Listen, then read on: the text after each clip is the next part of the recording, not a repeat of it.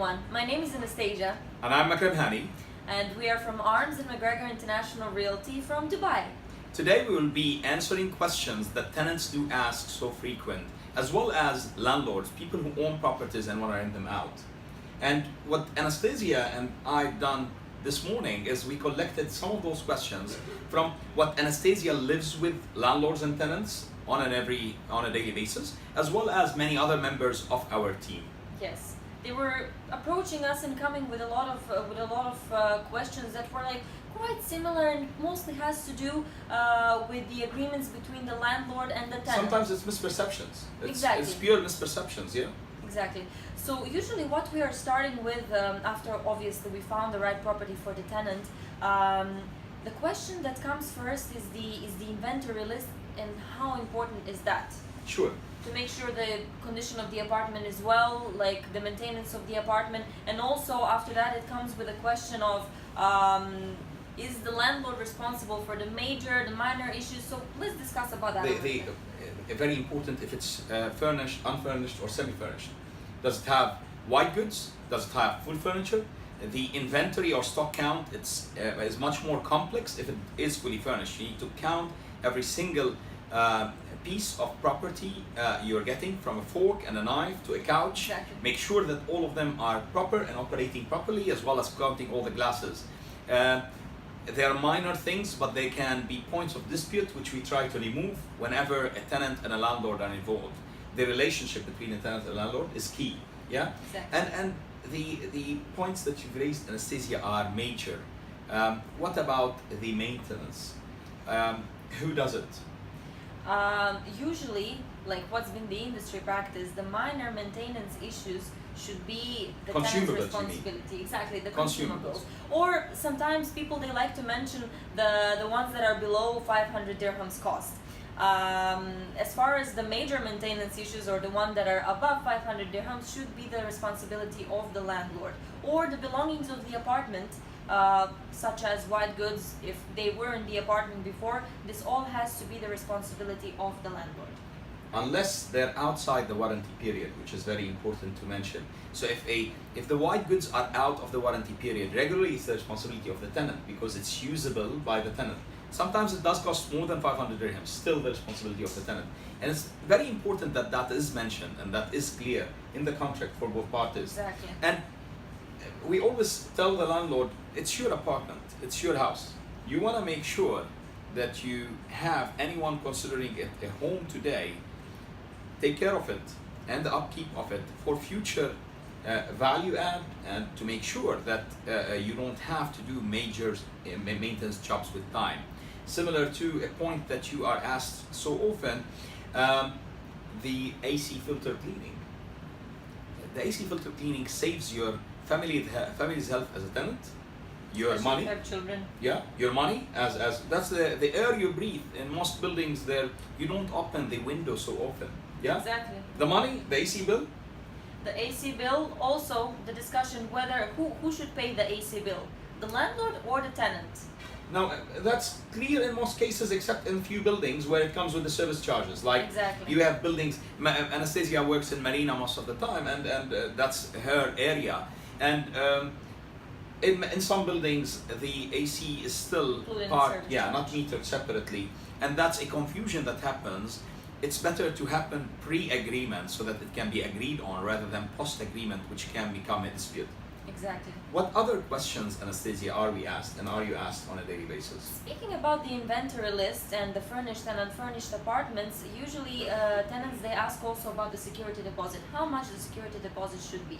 So we should answer that question that industry practice is 5% for unfurnished apartments and 10% on fully furnished apartments, unless if the landlord thinks that his furniture is high value, or for example the tenant has the pet, so the landlord wants to protect himself by taking a little bit bigger amount in order to recover if there is any potential damage after the end of the tenancy agreement. Although there may be insurance similar to the penthouse you were renting, and there's paintings in that penthouse that are worth 300,000 dirhams. Exactly. So the tenant, and the tenant, I believe, accepted. Yeah, didn't even reject a bigger security deposit, because the tenant understood what is he was getting aware. himself into. Exactly. Yeah, he's renting a piece of art, one of a kind penthouse in a very prominent area of Dubai, which is a marina with a great view, and that's a lifestyle rental, which people do appreciate. Exactly. You pointed out other stuff about what if the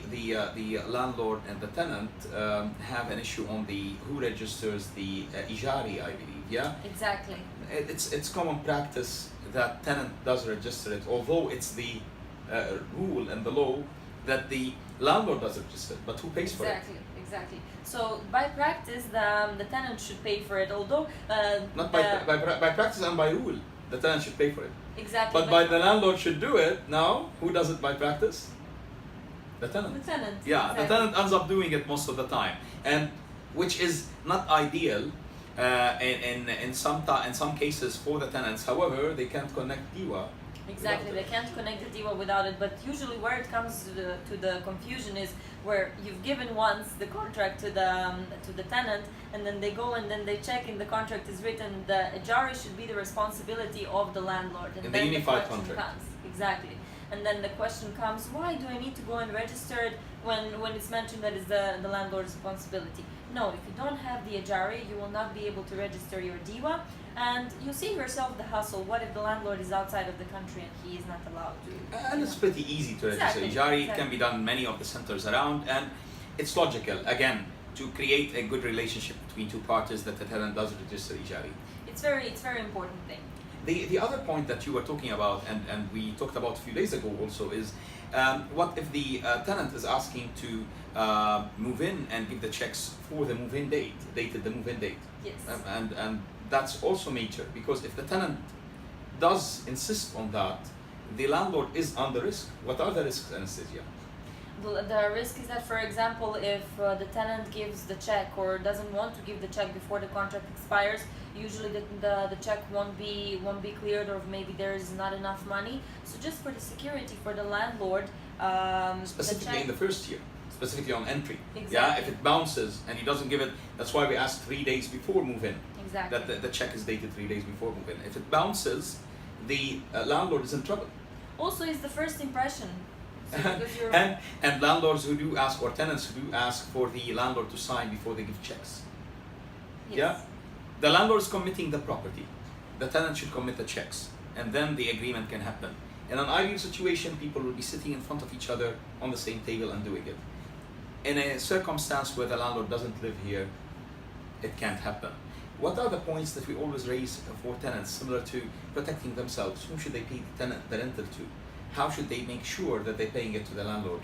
Exactly, to the landlord. They need to have the title deed, and they need to have all the documents that are proving that the landlord is the individual who owns the apartment. It's the due diligence. Because if the certificate, the ownership certificate, the title deed is there, you can verify it through the Dubai Land Department app. And if you do that verification, you will understand who is the landlord. And when you know who's the landlord, do not pay the rent except by check or transfer to the landlord or the landlord's account. Exactly. Do not pay it to his agent. Do not pay it to his Brother friend, or- brother, or anyone else. Now, there are circumstances that the brother or the friend has a full power of attorney that allows him to do that, which is recent.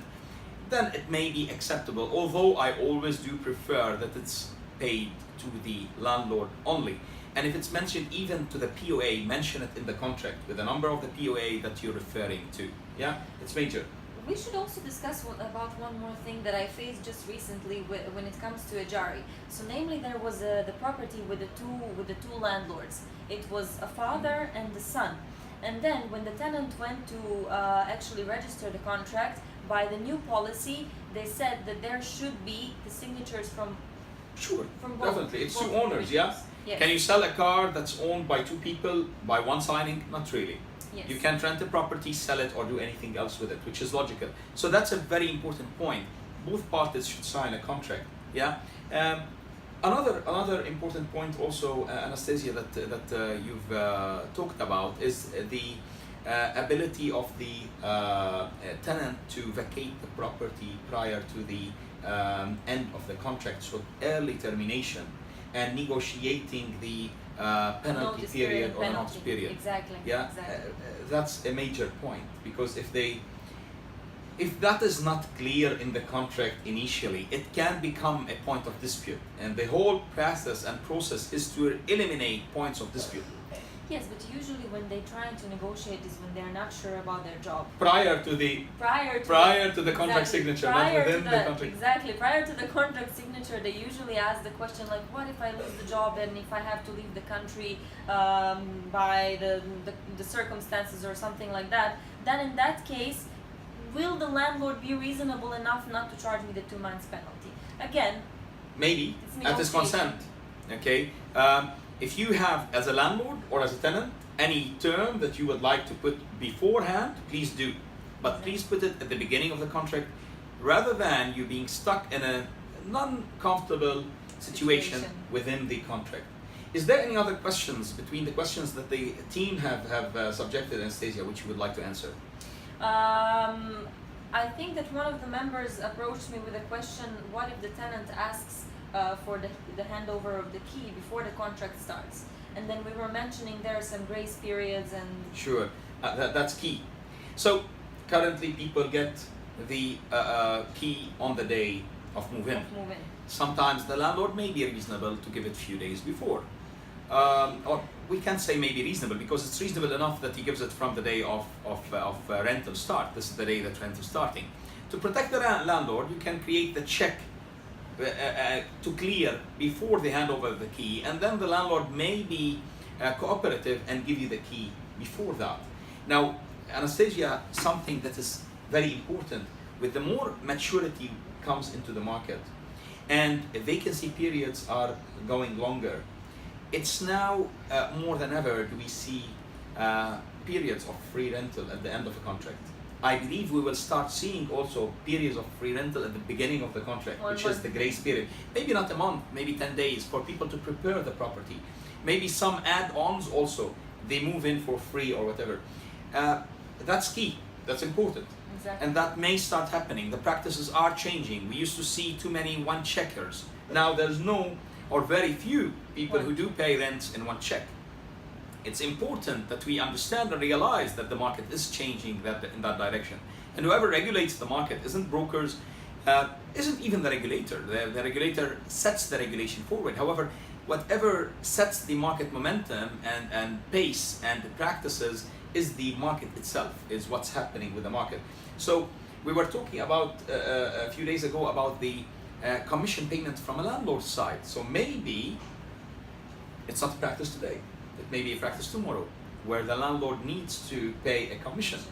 That should also be cleared, because currently we collect commissions from tenants. Only, yes. When the landlord does pay, I wouldn't say tenants only, I say tenants most probably, because there's still landlord commission payments paid sometimes, specifically on slow moving properties. Yes. However, there is a conflict of interest there whenever you get paid by both parties. So that should be clear, and that, I believe, will be cleared by market forces soon. And I'm sure the regulator will set it forward for everyone to make sure that the conduct of brokers and parties that are players in this market is decent enough and transparent enough.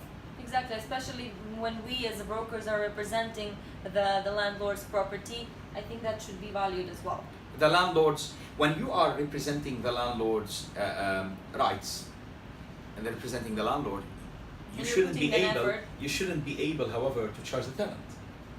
What should happen, similar to many markets all over the world, you're either a landlord representative or a tenant's representative. Similar to a sale, Anastasia. Now in a sale, you're not supposed, although as we talked before about it, practice is that people do charge both sides. Exactly. The law is very specific about that. When you want to charge both sides, there's a specific set of documentation that should be signed to allow that. In rental, this should be the case. Now, people should value the work of agents, definitely. I believe as agents, we have a practice to follow to be able to set that value forward. And I believe that differs between an agent and another and a brokerage and another, because they're able to create that relationship with the landlord, relationship of trust, respect, and a mutual value exchange. Yeah, you give a service, you get paid for it. Exactly. You don't give a service, or you do give a low quality service, expect to get paid low for it, or not get paid for it at all. Is there any other points you would like us to discuss today? I believe we'll have more of those sessions whenever we pass few weeks and we collect some questions from customers. We see that things can serve or be interesting for many parties. I believe we will be sitting here and discussing them. Anastasia, as well as every member of Arms and McGregor team, are very interested to communicate with all clientele, set forward best practices, and create that educational side. It's not only about the money making. We will make money, we do make money, and we will make so much money in the future. However, there is that communal side also of our business, similar to every other business that is available. Is there anything you would like to add or would like to discuss today, Anastasia? Well, I hope that you were happy with the questions that we have answered in this video. Thank you so much for tuning in, and then I hope that we improved and we made an impact on some of the challenges that you've been. And send us more of your feedback and questions, huh? Exactly. Definitely. Send us more. Ask us the questions. If there is any challenge that you're facing, anything that you would like to know about, we will be more than happy to. You're not sure of misperception that you may have, that you want more details on, yeah? We will answer you transparently, regardless of the business we run or the business we're part of. Exactly. Thank you so much once again, and enjoy your day and make it a great day. Exactly, make it a great day.